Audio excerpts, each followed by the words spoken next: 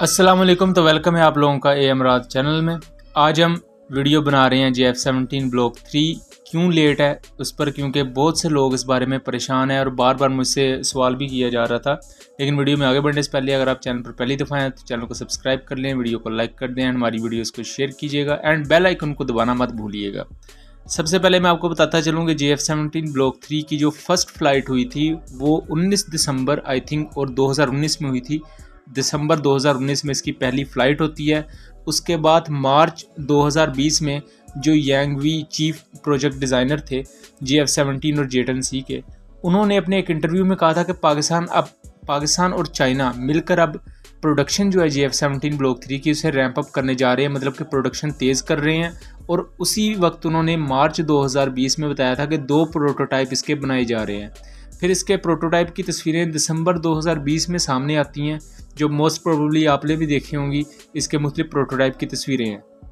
इस पर 2020 और 2021 में टेस्टिंग जारी रही। इस पर हमने मुख्तलिफ तस्वीरें भी देखी जिसमें इसमें ड्यूल इजेक्टर रैक्स का इजाफा किया गया, नए मिसाइल अप्रोच वार्निंग सिस्टम, नए रेडार वार्निंग रिसीवर्स, एक AESA रेडार और visibly changed head up display इसमें हमने देखा। उसके अलावा इसमें हमने हेलमेट माउंटेड डिस्प्ले और PL-10E जैसे मिसाइल्स को भी इंटीग्रेटेड देखा।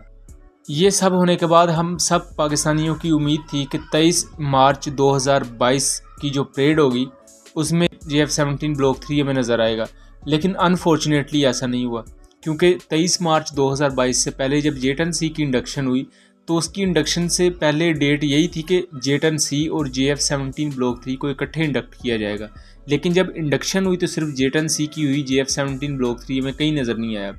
उसके बाद आप जानते हैं कि PTV वर्ल्ड जो है इंग्लिश में हमारा सरकारी TV चैनल, उसने प्रोग्राम किया JF-17 पर और वहाँ हमने JF-17 ब्लॉक 3 को देखा पाकिस्तान एयरफोर्स के ऑफिशियल कैमोफ्लाज में। ना सिर्फ ये बल्कि 14 JF-17 ब्लॉक 3 देखे गए जो एक लाइन में खड़े हैं। यानी कि इससे हमें एक बात की कंफर्मेशन होगी कि 14 JF-17 ब्लॉक 3 अपनी टेस्ट एंड वैल्यूएशन के प्रोसेस से गुजर रहे हैं और वो बन चुके हैं और इनफॉर्मली एयरफोर्स के इस्तेमाल में हैं।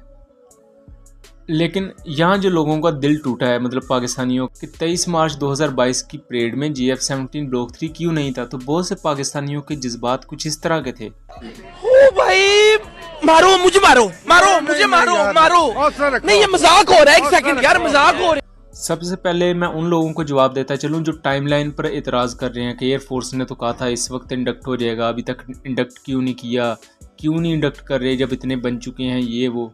आज तक कभी एयरफोर्स ने ये नहीं कहा कि 23 मार्च को इंडक्ट होगा, इस तारीख को इंडक्ट होगा, इस साल को इंडक्ट होगा। ये जितनी भी इंडक्शन डेट्स होती हैं ये मुख्तलिफ अनकन्फर्म्ड सोर्सेज के थ्रू हम तक पहुंचती हैं और हम उन्हें आप तक पहुंचाते हैं। इसलिए मैं आप लोगों को बता भी देता हूं साथ कि चीज़ अनकन्फर्म्ड है, इसकी तस्दीक नहीं अभी हुई। और वैसे भी एयरफोर्स का ये काम नहीं होता कि वो लोगों को आके डेट्स बताती फिरे कि इस डेट को हम ये करेंगे, इस डेट को हम ये करेंगे। एयरफोर्स कभी भी टाइमलाइन नहीं देगी कि हम इस साल में ये कर लेंगे, इस साल में ये कर लेंगे। पाकिस्तान एयरफोर्स वाज़ेह अल्फाज में कह चुकी है कि JF-17 ब्लॉक 3 हमारा एक मेन स्ट्रीम प्रोजेक्ट होने वाला है और जब हम उसमें हर लिहाज से अपने मुख्तलिफ जो गोल्स हैं वो अकम्पलिश कर लेंगे तो उसे पाकिस्तान एयरफोर्स में शामिल कर लिया जाएगा।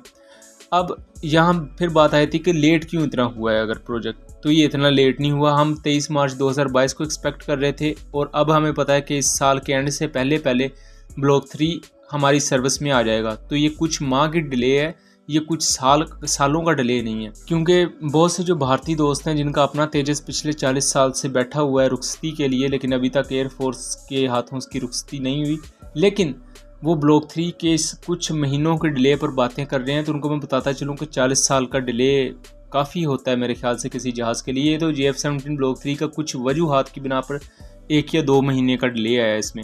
अब हम उन वजूहात पर बात करते हैं।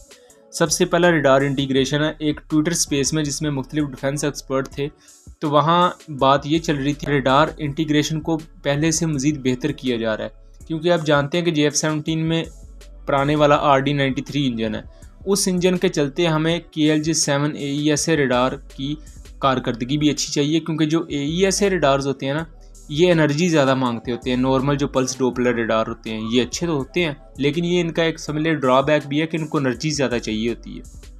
उसको लेकर हो सकता है कि जो हमारा पुराना RD-93 इंजन है उसको पाकिस्तान इंडिजिनसली थोड़ा बहुत अपग्रेड कर रहा हो ताकि उसकी थ्रस्ट में इजाफा हो सके, और इसकी खबरें पहले भी आ रही थी। दूसरा ये कि मैंने आपको एक वीडियो बना के दी थी और उस पर काफ़ी आर्टिकल्स वगैरह भी आए थे कि पाकिस्तान अपने मुल्की तौर पर AESA रडार तैयार कर रहा है जो कि अपने आखिरी मराहल में है। तो कुछ लोग इस बात को टीज़ कर रहे हैं कि पाकिस्तान अपना मुल्की साख्ता रडार जो है वो GF-17 ब्लॉक 3 पर टेस्ट कर रहा हो, क्योंकि इसका मतलब ये नहीं कि वो रडार GF-17 ब्लॉक 3 में लगेगा। इसका मतलब ये होता है कि आप रडार को जहाज़ में लगा के देखते हैं कि उसकी कारकर्दगी किस तरह होती है। हो सकता है कि वो भी जस्ट प्रोटोटाइप फेज़ में हो और उसे चेक किया जा रहा हो, लेकिन ज़ाती तौर पर मैं समझता हूँ इसके चांसेस बहुत कम है, क्योंकि LKF-601 रडार था और उसके अलावा KLJ-7 AESA रडार था। इन दोनों रडार्स की रेंज एक जैसी थी, लेकिन पाकिस्तान ने KLJ-7 AESA रडार को चूज़ किया था। अब KLJ-7 AESA रडार के भी दो वर्जन्स थे, एक था एयर कूल्ड वर्जन और दूसरा था लिक्विड कूल्ड वर्जन। शुरू में हम यही सुन रहे थे कि GF-17 में एयर कूल्ड वर्जन जो है यूज़ किया जाएगा, लेकिन इस साल जो एयरफोर्स मंथली मैगजीन आई है उसमें पाकिस्तान एयरफोर्स के एक रिटायर्ड पायलट ने आर्टिकल लिखा पूरा GF-17 ब्लॉक 3 पर। उसमें कुछ ऐसी डिटेल्स हैं, उन पर इंशाल्लाह आपको मैं वीडियो बना के दूंगा। वो बड़ी दिलचस्प किस्म की डिटेल है जिनको इवन नॉर्मल ऑडियंस जानती भी नहीं कि GF-17 में ऐसी काबिलियत भी रखी गई है, ऐसी स्पेसिफिकेशंस भी रखी गई हैं। तो उसमें उन्होंने ये एक जगह लिखा था कि इसमें liquid cooled AESA radar use होगा। तो हो सकता है लिक्विड कूल्ड जो AESA रडार होता है उसके लिए आपको थोड़ा सा मैकेनिज्म चेंज करना पड़ता है एयर कूल्ड रडार से, उसकी वजह से हो सकता है GF-17 ब्लॉक 3 में कुछ चेंजेस की जा रही हों, और ये अंदरूनी चेंजेस होंगी। इसका मतलब ये नहीं कि जहाज़ का कोई डिज़ाइन चेंज किया जा रहा है, ये जहाज़ का जो जिस्म है, जहाज़ की जो बॉडी है उसके अंदर चेंजेस की जा सकती हैं अगर ऐसा हो रहा है तो।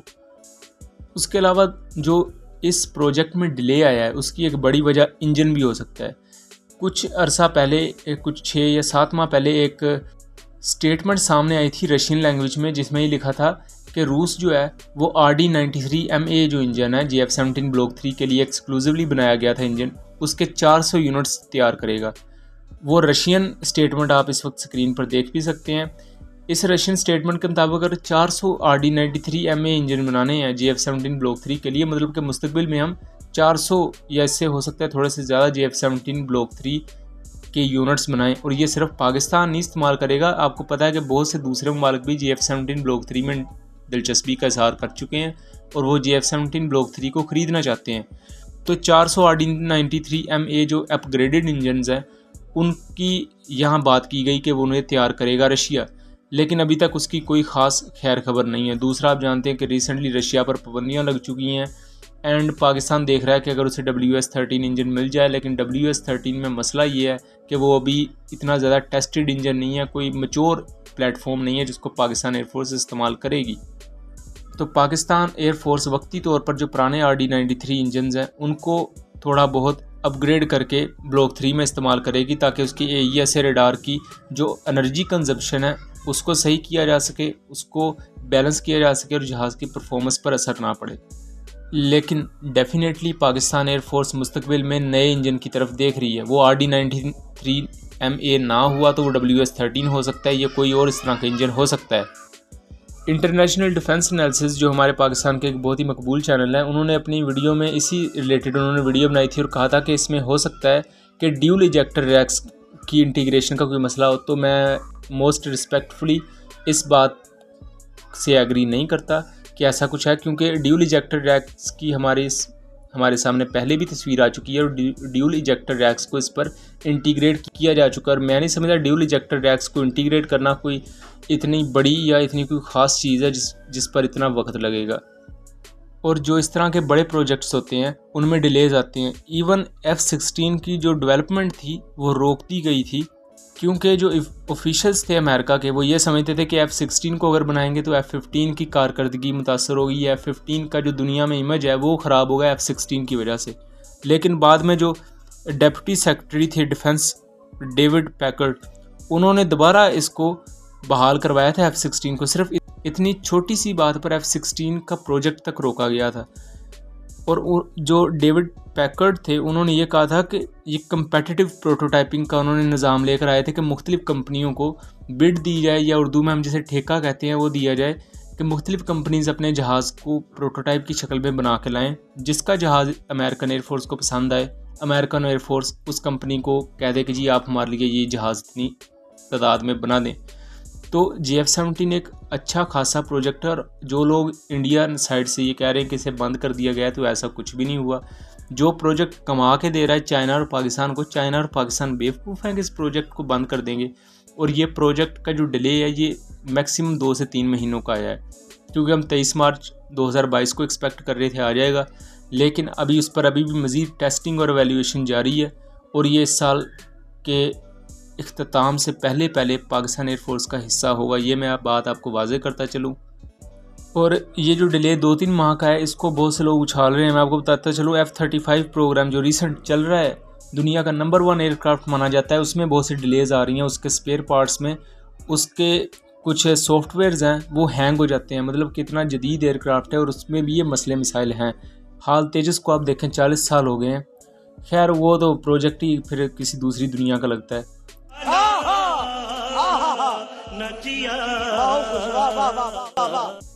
अरे कहना क्या चाहते हो?